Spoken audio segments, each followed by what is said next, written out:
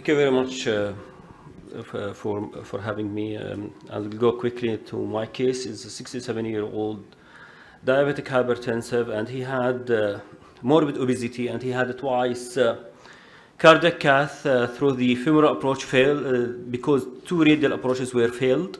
So you will see now why it failed.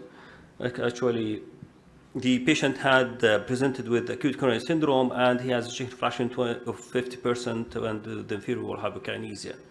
This is the maximum reach to the catheter from the right radial approach. It doesn't cross or doesn't reach even to the sinotubular junction, so it doesn't reach to the coronary arteries. That's why 2 times in the past it failed, because of the significant tortuosity, a huge guy with the significant tortuosity in the aorta and the subclavian artery.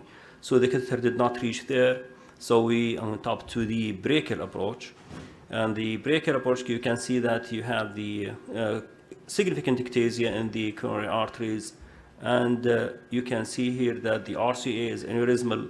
And you can see this branch actually is not the proper or the continuity of the RCA. This is the RV branch. So difficulty of engagement and difficulty of even alignment of the catheter to the vessel. So my approach was actually to change the guide catheter, and use the step tab of the Teflon to have a good support, because now we need to go to the distality of the RCA. And because it is ectatic vessel, it is not proper actually to use the CTO techniques actually to open this. So it's better to go always with the curved wire, the floppy wire, and to go to the distality. And you can see here that the wire is going there. You need more support, so I used the guide liner and used another wire actually with a curve to cross there.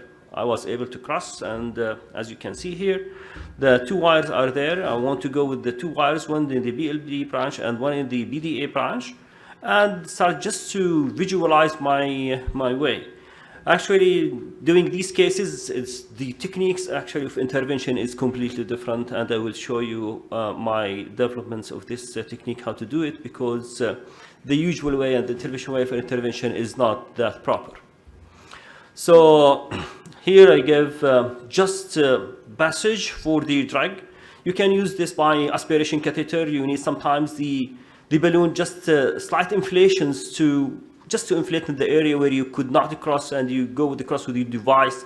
And the aspiration catheter actually here is not to aspirate the thrombus. Actually, it is to deliver the drugs, because you want to deliver the drugs to the distality, because whenever you try to open proximal and to inflate proximal aggressively, you distribute your fragments of the thrombus down to the distality, and you will have no flow because of the microvascular problems and all of these things.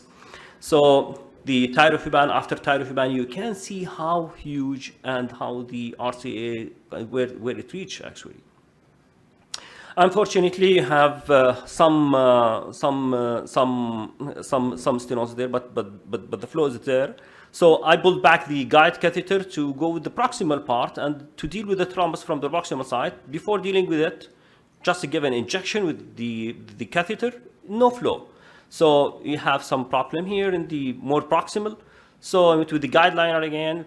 Yeah, the vessel is open. So I have problem somewhere in the mid segment.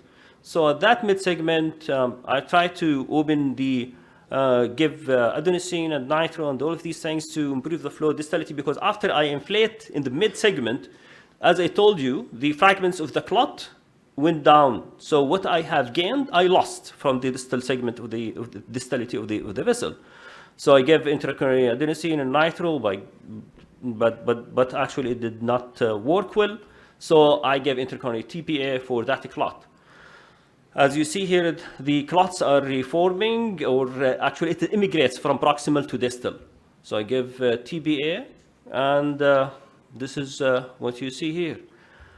So I inflated the balloon, and this time it get more aggressive because I have TPA there. So even if I have tirofiban, I have all of the stuff down in the vessel. So I said, okay, I inflate this 4O balloon, I'll be aggressive. Okay, the fragments I will make more fragmentation. But when I pulled back the balloon, actually it stuck at the tip of the guideline of the extension guide catheter, and this is what I have in my hand. You can see it on the right side. Here, I just have this shaft without a balloon. So the balloon stays here, and the shaft is out. So what to do at this moment? This is really a moment of silence. So you mean the balloon was sleeved? Yes. Detached? Detached at the tip of the guide liner, and I have just the shaft in my hand.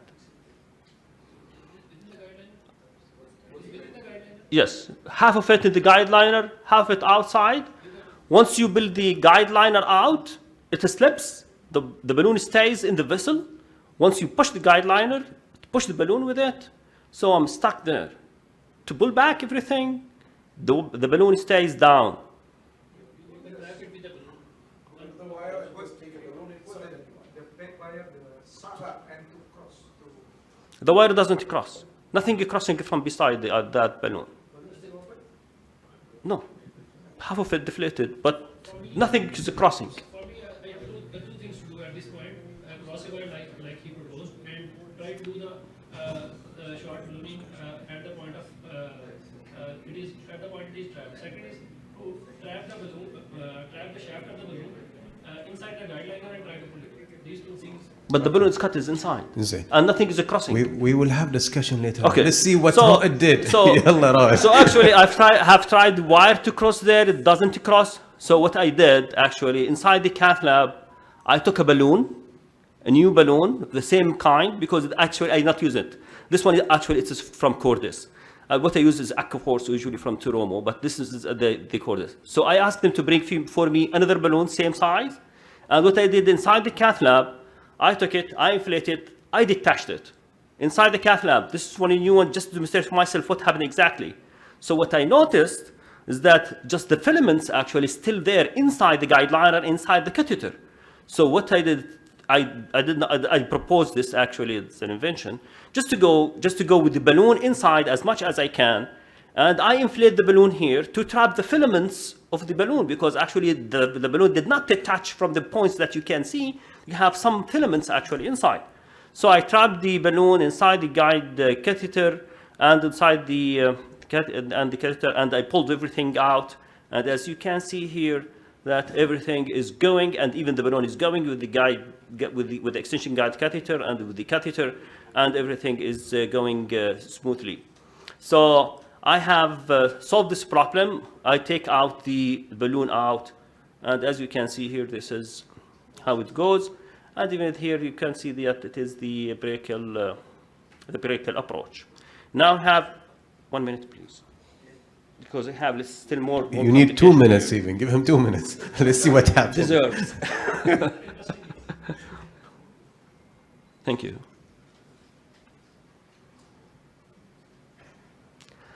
So after taking the guide catheter and everything, all the gear actually from the brachial, as you can see here, look at this. This is the tab actually of the. I have to show you. Yeah, this is how it's cut from here.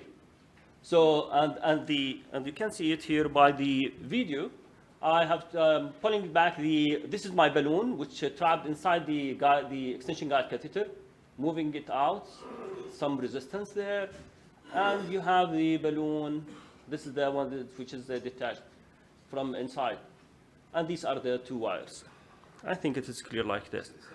So you felt the resistance, yeah. In the initial, you felt the resistance. There was a resistance in pulling. Usually we have 4-0 balloon, we have extension guide. It's not some resistance, but it's not the one that you say, I did more force than expected. And this is the demonstration how it looks like. This is the shaft, and this is the balloon that I have, and this is the filament. So I just trapped the balloon inside the catheter, and everything went out. And after that, I have flow, maybe TIMI 1, TIMI 2 flow, which is better. So I have the drugs are going there. Now we have problem with the TBA, antigraphy band, and brachial approach. So I solved this problem with some hematomas there. So I bought angioseal for the brachial approach. So I bought angioseal for the brachial and closed to avoid it.